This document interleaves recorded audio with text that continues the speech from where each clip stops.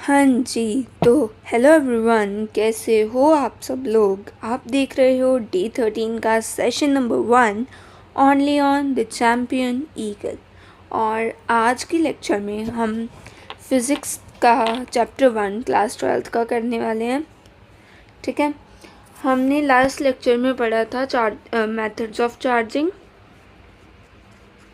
Methods of charging. ठीक है, इसके 3 मेथड्स हैं। The first one is friction, जो अपना कंप्लीट हो गया हुआ है। ठीक है, देन अपने पास सेकंड है कंडक्शन,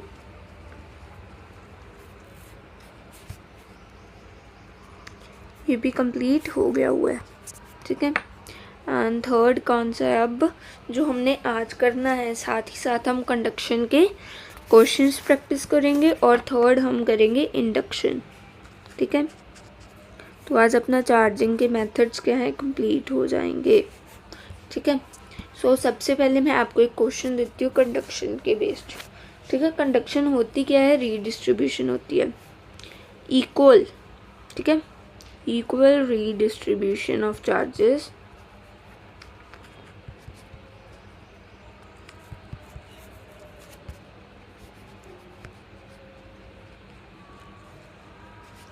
कब इक्वल होगी, व्हेन रेडियस इज सेम। दो तीन जितने भी आप ऑब्जेक्ट्स लोगे सभी में क्या है, रेडियस सेम होना चाहिए। तो देखो अब क्या है,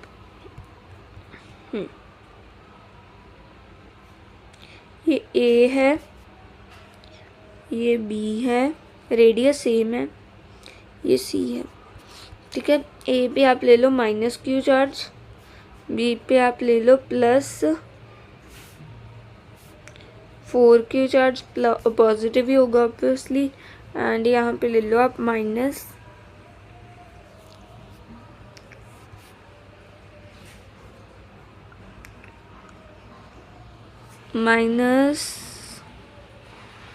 आप ले लो प्लस ले लेते हैं, चलो 3, आप ले लो यहाँ पे 5Q। ठीक है, यहाँ तक बात हमें क्लियर हो गई है। सो अब देखो यहाँ पे नेट चार्ज कितना है। अगर तीनों को एक टाइम पे कोलाइड करवाऊंगी या कॉन्टैक्ट में लेके आऊँगी तब की बात करें अब। ठीक है, तो इस पे नेट चार्ज कितना आ गया, -Q, 4Q और 5Q। यहाँ पे आ जाएगा 5 और 3 8। ठीक है, क्यू नेट कितना आ गया अपने पास, 8 कूलम्स आ गया।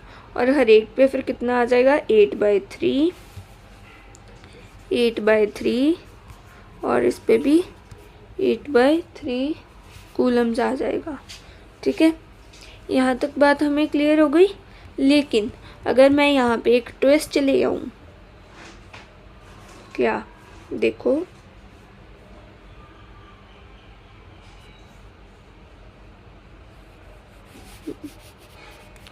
सो यहाँ पे हम एक ट्विस्ट लेके आ रहे हैं। ट्विस्ट क्या है, ये देखो,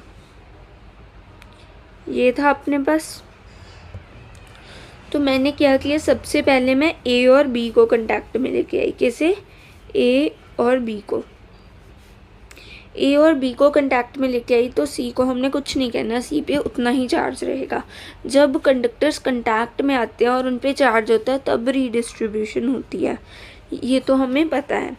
ठीक है, तो यहाँ पे क्या हो जाएगा, नेट चार्ज हो जाएगा 3Q और इस पे कितना आ जाएगा, 3/2 आएगा। अब 3/3 नहीं करना, 3/2 करना है क्योंकि हम दो को ही ले रहे हैं, ए और बी को। और यहाँ पे भी कितना आ जाएगा, 3/2Q। यहाँ तक बात हमें क्लियर हो गई। देन दे से बी और सी को कांटेक्ट में लेके आए हम। ठीक है, किसको लेके आए, बी और सी को। अब देखो 3/2 तो पहले ही है अपने पास Q, और प्लस क्या आ जाएगा, 5Q आ जाएगा। यहाँ तक क्लियर हुआ। यहाँ पे अपने पास क्या आ जाएगा फिर, 13Q/2। ठीक है, 13Q/2 आ गया टोटल चार्ज। इसको हम 2 से डिवाइड करेंगे तो 13Q/4 आ जाएगा। ठीक है, तो यहाँ पे देखो अब इस पे कितना चार्ज आएगा, 13Q/4 और C पे भी कितना आएगा, 13Q/4 और A पे कितना था, 3/2Q। ठीक है, क्यों, क्योंकि A को अब हम सेकंड बार जो कोलिशन हुई या सेकंड बार जो हमने टच करवाया B और C को, तो A तो टच नहीं हुआ, इसलिए 3Q/2 आएगा। ठीक है, यहाँ तक बात हमें क्लियर हो गई है। ठीक है, ठीक है, तो आई होप आपको यहाँ तक समझ आ गया। और अब देखो यहाँ पे A पे कितना था, 3Q/2, B और C पे कितना था, 13Q/4 और 13Q/4। तो इसे अब हम तीनों को अगर टच करवा दें, ठीक है, या कंटैक्ट में ले आए, तो अब क्या होगा, सबसे पहले तो आप टोटल करो इसका कितना आएगा। 3Q/2 को हम लिख सकते हैं 6Q + 13Q + 13Q और ओवर में आ जाएगा 4, यहाँ तक। ठीक है, 6, 13 और 13 कितना हो गया, 26 और 32 आ गया अपने पास। तो यहाँ पे कितना आ गया, 32Q/4। तो अब हम 32Q/4 को अगर डिस्ट्रीब्यूट करेंगे तो क्या आएगा अपने पास, 8। तो 8Q आएगा सभी पे चार्ज, जब हम दो बार कंटैक्ट करवाने के बाद जब हम कंटैक्ट करवाएंगे। देखो तो मैंने किया क्या, समझ रहे हो एक बार बात को। देखो पहले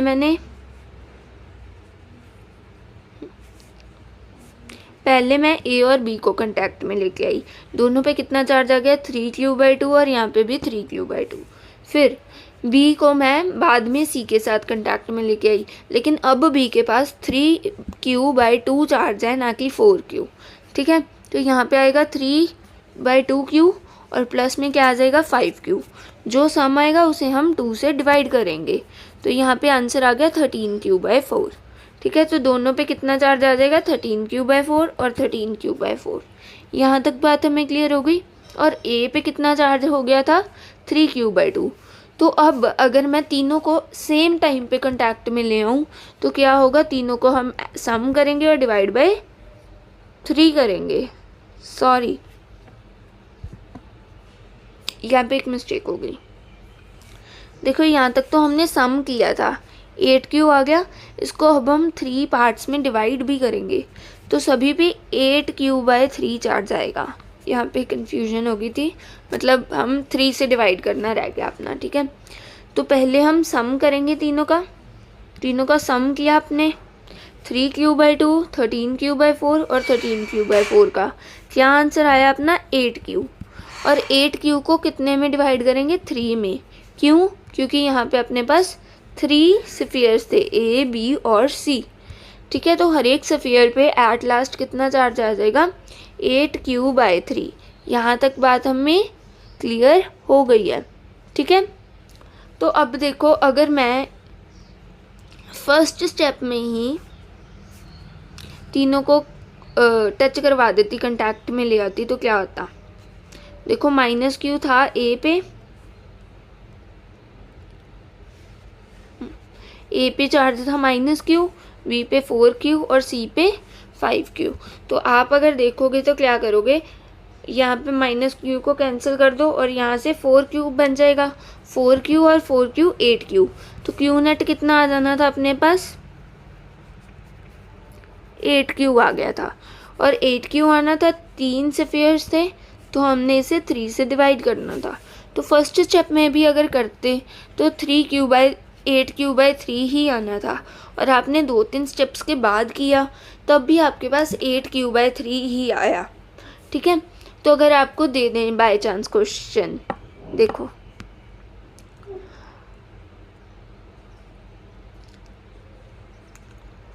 अगर आपको क्वेश्चन दे दें कि देयर आर 3 स्फीयर्स, 3 छोड़ो 5 ले लो आप, 5 स्फीयर्स रेडियस क्या है, सेम है,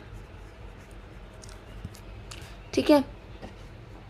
और आपको हर एक पे चार्ज दे दें, जैसे आप ले लो कुछ भी चार्ज ले लो, 4Q दे दें, बी पे आपको दे दें 2Q, सी पे 9Q -9Q ले लो, डी पे 5Q एंड ई पे आप ले लो -Q, ठीक है। तो यहाँ पे अब देखो, और आपको कहें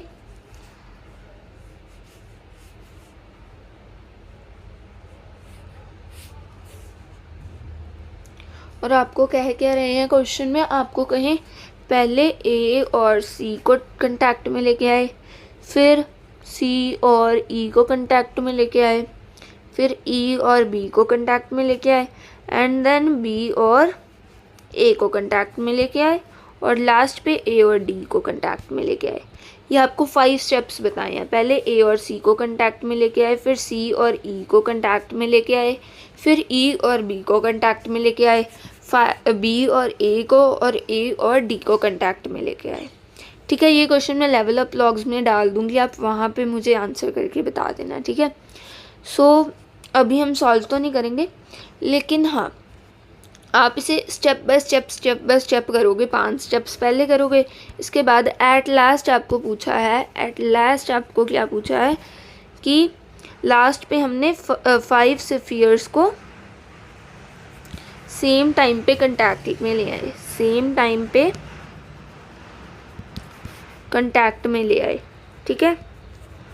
अगर सेम टाइम पे कांटेक्ट में ले आए तो एंड पे कितना चार्ज आएगा हर एक सफियर पे, ये हमसे पूछ रहे हैं, ठीक है। तो हम सीधा क्या कर सकते हैं, फर्स्ट स्टेप में ही सभी को कांटेक्ट में ले आएंगे।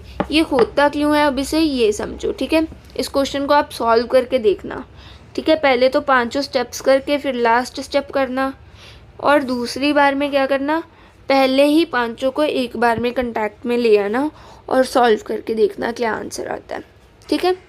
अगर मैच करेगा तो मुझे कमेंट्स में ज़रूर बताना, जैसे मैंने आपको बता ही दिया, लेकिन आपने मुझे बताना है, ठीक है।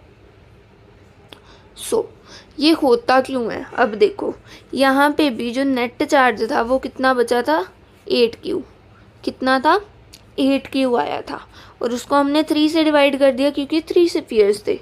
और यहाँ पे जब हमने इन दोनों को किया तो नेट चार्ज कितना आया था, 3। यहाँ पे बहुत हौच पौच हो गई है, तो 1 मिनट देखो, -Q, 4Q, 5Q, देखो -Q, 4Q,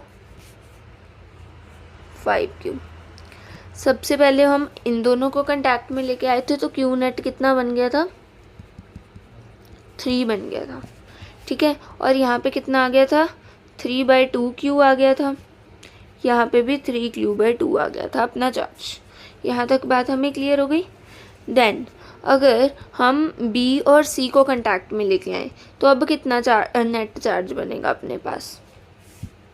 पहले आप ये छोड़ो, पहले आप मुझे ये बताओ कि नेट चार्ज टोटल कितना है, तीनों पे नेट कितना आ गया, 8Q, और यहाँ पे था 3Q, ठीक है। और अगर आप इन दोनों को लोगे तो कितना नेट चार्ज आएगा, 9Q का, लेकिन हमने यहाँ पे 9Q नहीं लेना है, यहाँ पे हमने 3Q/2 लेना है, क्योंकि एक बार उनमें कांटेक्ट आया है A और B में, तो B का चार्ज रीडिस्ट्रीब्यूट हो गया था, A पे चला गया था, ठीक है। यहाँ तक बात हमें क्लियर हो गई। तो अब दोनों पे नेट चार्ज कितना आएगा, 3Q/2 प्लस कितना आएगा, 5Q, और हम इसको पूरे को डिवाइड कर देंगे 2 से, ठीक है। तो अपने पास आंसर आया था 13Q/4। यहाँ तक बात हमें क्लियर हो गई है, 13Q/4 आया, तो इस पर भी अब 13Q/4 आ जाएगा, ये कैंसिल आउट हो जाएगा और रीडिस्ट्रीब्यूशन दोबारा होगी, तो 13Q/4 और 13Q/4 आ गया। यहाँ तक बात हमें क्लियर हो गई है, ठीक है। और अब देखो आप, अब नेट चार्ज कितना बन रहा है अपने पास, यहाँ पे देखो नेट चार्ज को, इन तीनों पे अब देखो नेट चार्ज कितना बन रहा है, 3/2 प्लस 13/4 को आप इंटू 2 करोगे तो आप लिख सकते हो 13Q/2। यहाँ तक बात आपको क्लियर आई? मैंने 13Q/2 कैसे लिखा? देखो ये था और ये था, इन दोनों को ऐड करेंगे तो क्या कर सकते हैं, इसको मल्टीप्लाई बाय 2, यहाँ पे 2 आएगा, यहाँ पे 1 आ जाएगा। तो इस तरीके से मैंने किया है, ठीक है। सो यहाँ पे हम आ गए और नेट चार्ज अब देखो कितना आ गया अपने पास, 16Q/2 आ गया। और ये कितना आ गया, 8Q ही आ गया नेट चार्ज फिर से, ठीक है। और यहाँ पे भी कितना था, 8Q ही था। तो नेट चार्ज हमेशा कंजर्व्ड रहता है। हमने यही बात की थी ना, प्रॉपर्टी थी ये चार्ज की, कि जब सिस्टम ले लेते हैं कोई एक, ये सिस्टम है, इससे बाहर ना कोई चार्ज जा रहा है ना कोई चार्ज आ रहा है, ये इन आपस में एक दूसरे को चार्ज दे रहे हैं और ले रहे हैं, ठीक है। तो इस सिस्टम में क्या रहेगा, नेट चार्ज कंजर्व्ड रहेगा। यहाँ तक बात हमें क्लियर हो गई। अब देख लो, एक और स्टेप करके देख लेते हैं, चलो ठीक है। तसल्ली के लिए एक और स्टेप कर लेते हैं। अब क्या करते हैं, ए और सी को हम कंटैक्ट में ले आते हैं। ए पे कितना है, 3/2Q चार्ज है और सी पे 13Q/4 है, ठीक है। और 2 है तो इसको 2 से डिवाइड कर देंगे कि दोनों के ऊपर कितना चार्ज आएगा। यहाँ तक बात आपको क्लियर है? तो अब क्या आ जाएगा, 6 और 13, 19 आ गया अपने पास, ठीक है। 19/4, 19/8 आ जाएगा, 19Q/8 आ जाएगा अपने पास आंसर, ठीक है। देखो बेसिक था वैसे तो, लेकिन फिर भी देख लो आप, ये अपने पास 3Q/2 है, इसको हम क्या लिख सकते हैं, 6Q/4 लिख सकते हैं। 6 को 13 पे ऐड किया तो 19 आएगा, तो 19Q आ गया। यहाँ पे 4 है और नीचे 2 है, 4 2 ज़ा 8 आ जाएगा, तो 19Q/8 आ गया। तो अब क्या आएगा, ए के ऊपर चार्ज आ गया अपने पास 19Q/8, बी पे कितना है 13Q/4, क्योंकि उसको तो हमने कंटैक्ट में लेके नहीं आए, और सी पे कितना चार्ज आ गया 19Q/8, ठीक है। तो अब क्यू नेट निकाल लो, निकाल के देखो अब क्यू नेट। तो अब क्या लेंगे हम, 19Q/4 लोगे, ठीक है। 19Q/4 देखो अब कैसे लिया आपने, मैंने पिछले स्टेप में भी बता दिया, अब आप खुद देखो, ठीक है। इसके बाद 13Q/4, 19 और 13 कितना हो जाएगा 32, ठीक है। 32Q/4, 32Q/4 कितना आ गया, फिर से 8Q ही आ गया नेट चार्ज। और अगर हम तीनों को सेम टाइम पे कांटेक्ट में ले आए तो नेट चार्ज को डिवाइड बाय 3 कर देंगे तो 8Q/3 ही आएगा। चाहे 2-3 स्टेप्स के बाद करो, चाहे पहले स्टेप में ही कर लो, आपका आंसर क्या आएगा, सेम आएगा। लेकिन अब अगर मैं आपको कह दूं, अब एक और बात आती है इस क्वेश्चन में जिसमें हम मिस्टेक कर देते हैं कि हमें लगता है अगर नेट चार्ज कंजर्व्ड रहना है तो हम उस तरीके से भी कर सकते हैं, बट वो वहाँ पे एप्लीकेबल नहीं होगा। जो हम यहाँ पे तीनों को अगर सेम टाइम पे कांटेक्ट में ले आए, मतलब पूरे सिस्टम में जितने भी चार्जेस हैं सभी को सेम टाइम पे कांटेक्ट में ले आए, चाहे 5 और 6 या ज़्यादा कंटैक्ट्स में लाने के बाद लाएं या फिर एक ही बार में ले आएँ। क्यू नेट क्योंकि कांस्टेंट है इसीलिए अपनी जो चार्ज डिस्ट्रीब्यूशन होगी वो भी सेम रहेगी तीनों पे। अगर लेकिन यहाँ पे मैं क्या करूँ कि मैं पहले ए और बी को लेके आई थी, मेरे पास आया था 3Q/2 और 3Q/2 चार्ज आया था, ठीक है। और अब मुझे पूछा है ए और सी को जब मैं कंटैक्ट में लेके आऊँ, बी और सी को जब मैं कंटैक्ट में लेके आऊँगी, बी और सी पे कितना आएगा चार्ज, तो बी और सी पे आएगा 13Q/4 और 13Q/4, ठीक है। लेकिन अब आप सोचोगे जो मैम ने आंसर बताया था उस तरीके से कर लेता हूँ, नेट चार्ज तो कंजर्व्ड रहेगा, वो स्टेप को स्किप कर देता हूँ कि ए और बी को हम कंटैक्ट में लेके आए, ठीक है। और आप क्या करोगे, आप करोगे 4q प्लस 5q अपॉन में 2, ये तो आ गया 9q/2, और यहाँ पे आया अपना सही आंसर जो है 13q/4।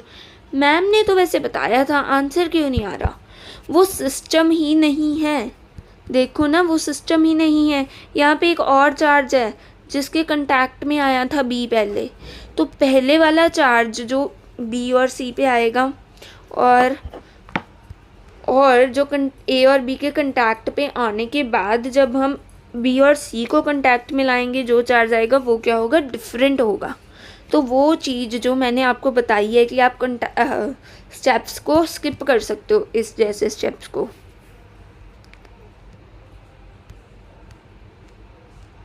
मैंने आपको बताया ना कि इन सभी 5 स्टेप्स को स्किप कर सकते हो आप, तो आपका आंसर लास्ट में सेम आएगा। वो तब आएगा जब हम सिस्टम की बात कर रहे हैं, ठीक है। लेकिन अगर इसका सेकंड पार्ट दे दूं मैं आपको, मान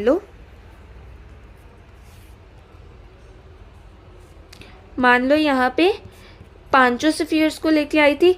अब मैं कह रही हूँ आपको कि आप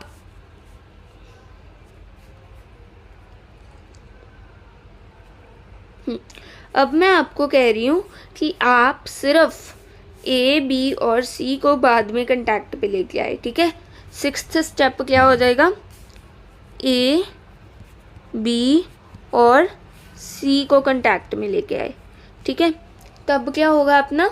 तब हम सीधा ए बी और सी के पहले वाले चार्जेस को ऐड करके डिवाइड बाय 3 नहीं कर सकते हैं, क्योंकि वो सिस्टम नहीं है। उस पर 5q और -q जो डी और ई पे चार्ज है उसका भी इफ़ेक्ट पड़ेगा। तो यहाँ तक बात आपको क्लियर हो गई। ये अपना टॉपिक था कंडक्शन का। इसमें मैंने आपको एक चीज़ बता दी, ठीक है। क्वेश्चन को जल्दी सॉल्व करना और इसमें मिसअंडरस्टैंडिंग कैसे कर लेती हैं और गलती हो जाती है उसको कैसे प्रिवेंट करना, ठीक है। हमने दोनों चीज़ें देख ली। और एक इसमें था कि अगर रेडियस ही डिफरेंट हो, जैसे ये r है और ये 2r है, तो हम इसे क्या लिखेंगे? r, और इसे हम लिख लेंगे r + r। तो उस तरीके से आप सॉल्व करोगे, आपको ईजी हो जाएगा। नहीं तो आपके पास फॉर्मूला तो है ही, ठीक है। एंड अब हम चलते हैं अपने टॉपिक पे, जो है इंडक्शन, जो हमने आज कवर करना है, ठीक है। तो इंडक्शन पे चलते हैं हम, 1 सेकंड में हम आते हैं,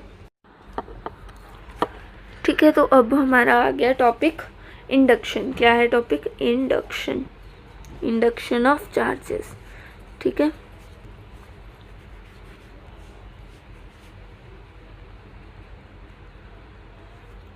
तो अब वही कॉम वाली एग्जांपल पे आ जाते हैं।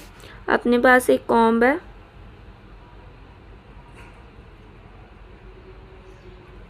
कुछ इस तरीके से अपने पास कॉम्ब है। ये मुझे नहीं पता कि यहाँ से पतली हो गई और यहाँ से मोटी हो गई, लेकिन ये कॉम्ब है, ठीक है। ये कॉम्ब है एंड यहाँ पे अपने हैं हेयर, ड्राई हेयर होने चाहिए, ठीक है। और जब हम इसे रब करवाएंगे अपनी कॉम्ब को इसके साथ, तो क्या होगा? चार्ज प्रोड्यूस होगा। क्या होगा? चार्ज प्रोड्यूस होगा। आपको ये याद रखने की ज़रूरत नहीं है कि किस पे पॉजिटिव आएगा किस पे नेगेटिव आएगा, बस चार्ज प्रोड्यूस होगा। एक पे पॉजिटिव होगा और एक पे नेगेटिव होगा, ठीक है। एंड जिसका वर्क फंक्शन कम होगा, ठीक है, ये तो हमने फ्रिक्शन में पढ़ा था। जिसका वर्क फंक्शन कम होगा वो लूज़ करेगा, उस पर पॉजिटिव चार्ज आएगा। जिसका वर्क फंक्शन ज़्यादा होगा वो गेन करेगा और उस पर नेगेटिव चार्ज आएगा। यहाँ तक बात हमें क्लियर है। अब उस कॉम्ब को अगर हम पेपर के पीसेस के पास ले जाएं, ठीक है, तो पेपर के पीसेस क्या हो जाते हैं? अट्रैक्ट हो जाते हैं। क्यों? क्योंकि उनमें इंडक्शन हो जाती है। अगर मान लो अपनी कॉम्ब पे पॉजिटिव चार्ज आया और हम उसे एक पेपर के पीस के पास ले गए, पहले तो पेपर का पीस न्यूट्रल था, 0 था, लेकिन उस पे चार्ज इंड्यूस हो गए, तो क्या होगा? नेगेटिव चार्जेस नज़दीक आ जाएंगे, क्योंकि कॉम्ब पे पॉजिटिव चार्ज है और पॉजिटिव और नेगेटिव अट्रैक्ट करते हैं, और पॉजिटिव चार्जेस रिपेल हो जाएंगे तो दूर चले जाएंगे। तो इसे हम कहते हैं इंडक्शन, मतलब कि सेपरेट हो जाते हैं। इस बॉडी पे अभी भी क्यू नेट कितना है? 0 ही है। इस बॉडी पे पहले भी 0 था, लेकिन उस टाइम पे क्या था? जो पॉजिटिव नेगेटिव थे वो सेंटर पे एक्यूमुलेट हुए हुए थे, अब क्या हो गए हैं, इंड्यूस्ड हो गए हैं। क्या हो गए हैं, इंड्यूस हो गए हैं। ठीक है, लेकिन क्यू नेट क्या रहेगा, ज़ीरो, क्योंकि ये पॉजिटिव और ये नेगेटिव आपस में क्या कर रहे हैं, एक दूसरे को न्यूट्रलाइज कर रहे हैं, ये भी और ये भी। तो यहाँ पे नेट चार्ज तो ज़ीरो ही रहेगा अपने पास। ठीक है, यहाँ तक बात हमें क्लियर हो गई है। ठीक है, और जो ये पॉजिटिव चार्ज है वो अट्रैक्ट कर लेगा इसे, और यहाँ पे रिपल्शंस भी होंगी, लेकिन डिस्टेंस कम है तो जितना कम डिस्टेंस होगा, आप कूलम्स लॉ में पढ़ोगे आगे कि जितना कम डिस्टेंस होता है उतना ही ज़्यादा फोर्स होता है। तो यहाँ पे अट्रैक्टिव फोर्स ज़्यादा हो जाएगा क्योंकि डिस्टेंस कम है, रिपल्सिव फोर्स कम हो जाएगा अट्रैक्टिव फोर्स से क्योंकि डिस्टेंस ज़्यादा हो गया है। यहाँ तक बात हमें क्लियर हो गई है। तो यही इंडक्शन है, और इंडक्शन होती किस में है, पहले तो इंडक्शन के लिए ये बात याद रखो कि आप जस्ट नज़दीक लेके आए थे, आपने उसको उसके बिल्कुल साथ कांटेक्ट में नहीं लेके आए थे। ठीक है, तो इंडक्शन के लिए नो कांटेक्ट रिक्वायर्ड, क्या है, कांटेक्ट नहीं चाहिए होता।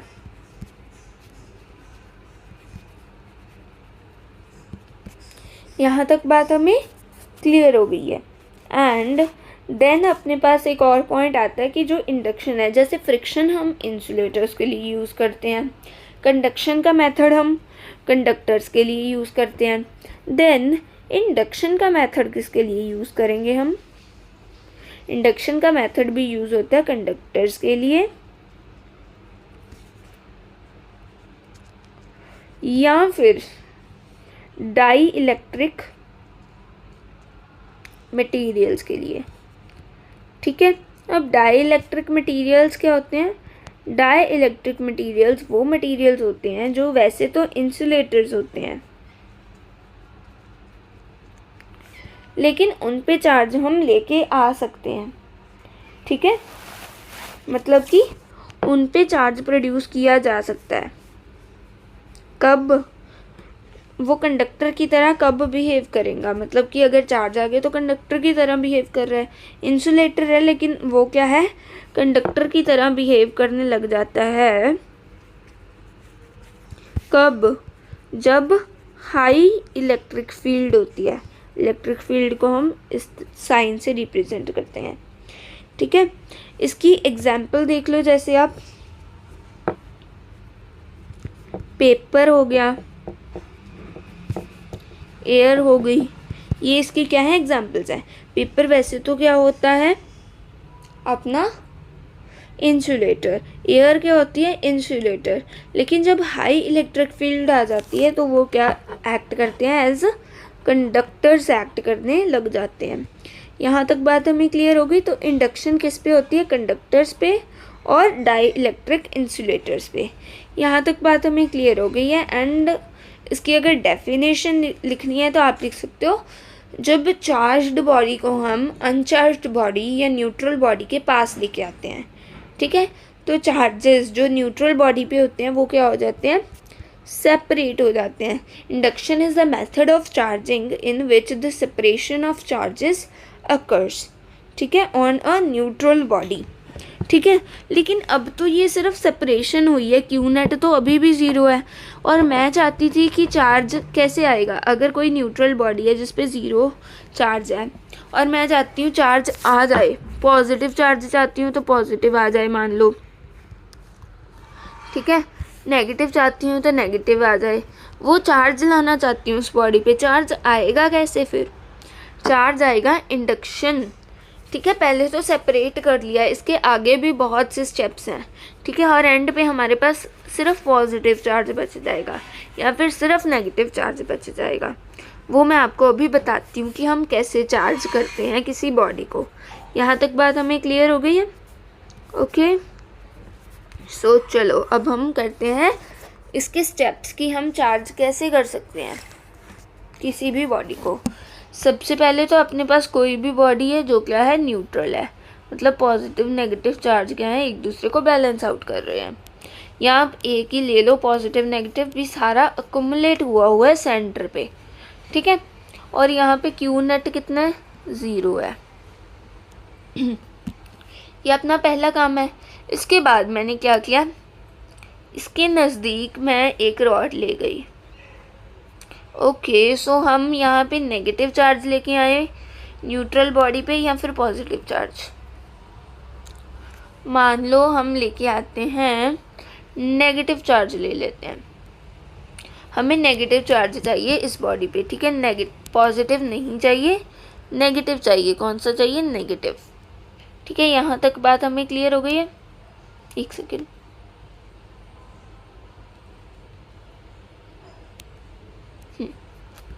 तो अगर आपको नेगेटिव चाहिए चार्ज तो यहाँ पे आप ले आओ पॉजिटिव चार्ज रॉड। ठीक है, हम रॉड ले आए जिस पे पॉजिटिव चार्ज है।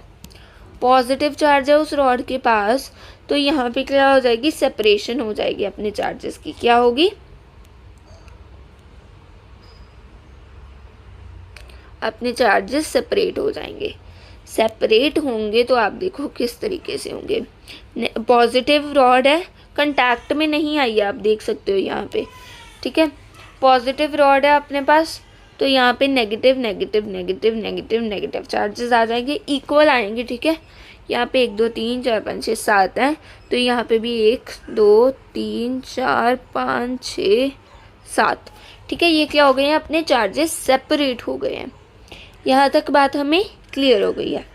अब मैं क्या ले आई, एक और न्यूट्रल कंडक्टिंग सफियर ले आई और इसके कंटैक्ट में ला के रखा। कहाँ पे रखा, कंटैक्ट में। और सेम रेडियस का लेके आना है तो और भी ज़्यादा अच्छा होगा। ठीक है, अब कंटैक्ट में ले आई, तो ये दोनों कंटैक्ट में है, तो ये एक ही कंडक्टर की तरह काम करेंगे। ठीक है, ये क्या करेगा, अपना नेगेटिव चार्ज यहाँ पे ले आएगा और यहाँ पे अपना पॉजिटिव चार्ज फर्स्ट वाला कंडक्टर दे देगा। ठीक है, तो यहाँ से अब हम सारे जो हैं अपने चार्जेस को क्या कर लेते हैं, रिमूव कर देते हैं, जो पॉजिटिव चार्जेस हैं।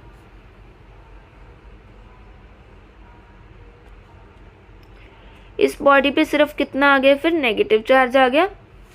लेकिन अभी तक तो क्या है, ये एक ही कंडक्टर मानेंगे ना, क्योंकि ये कंटैक्ट में आ गए। हमने कंडक्शन में पढ़ा है कि जब कंटैक्ट में आते हैं तो रीडिस्ट्रीब्यूशन हो जाती है चार्जेस की। ठीक है, तो यहाँ पे क्या है, नेगेटिव इस पे आ जाएगा, पॉजिटिव यहाँ पे दूर भागेगा तो इस पे आ जाएगा। ठीक है, मैं इक्वल नंबर में नहीं बना रही हूँ, लेकिन हाँ ठीक है, इक्वल ही होगा। यहाँ पे अब हम क्यू नेट देखें, दोनों पे मिला के तो 0 ही होगा अभी भी। ठीक है, लेकिन अगर हम इस पे देखें तो क्या आ गया, नेगेटिव चार्ज आ गया। और इस पे देखें तो इस पे कितना चार्ज आ गया, क्यू नेट कितना हो गया, सेकेंड कंडक्टर का पॉजिटिव चार्ज हो गया। कितना हो गया, पॉजिटिव चार्ज आ गया। यहाँ तक बात हमें क्लियर है। अब क्या करूँगी मैं, अब आप देखो मैंने क्या किया, इसे हम रिमूव कर देंगे। जिस पे पॉजिटिव चार्ज है उसे कहेंगे ले जाओ अपना पॉजिटिव चार्ज, और यहाँ पे अपने पास सिर्फ एक कंडक्टर अपना पुराने वाला बच जाएगा। और इस पे अब कितना चार्ज आ गया, नेगेटिव चार्ज आ गया। लेकिन अभी ये चार्ज डिस्ट्रीब्यूट तो हुआ ही नहीं। ठीक है, जैसे कोई कंडक्टर होता है उस पर डिस्ट्रीब्यूट कैसे होता है चार्ज, इस तरीके से डिस्ट्रीब्यूट होता है चार्ज। यहाँ पे तो डिस्ट्रीब्यूट ही नहीं हुआ। तो अब हमारा लास्ट स्टेप क्या कह रहा है, इस रॉड को भी रिमूव कर दो। जब हम रॉड को रिमूव करेंगे तो ये नेगेटिव चार्जेस क्या हो जाएंगे, पूरे अच्छे तरीके से डिस्ट्रीब्यूट हो जाएंगे उस बॉडी पे, और ये बॉडी अपनी क्या बन जाएगी, नेगेटिवली चार्ज्ड। और अगर आपने पॉजिटिवली चार्ज्ड बनानी थी तो आप नेगेटिव चार्ज रॉड लोगे। ठीक है, अगर आपको बॉडी पॉजिटिव चार्ज चाहिए तो आपकी रॉड क्या होगी, नेगेटिव चार्ज।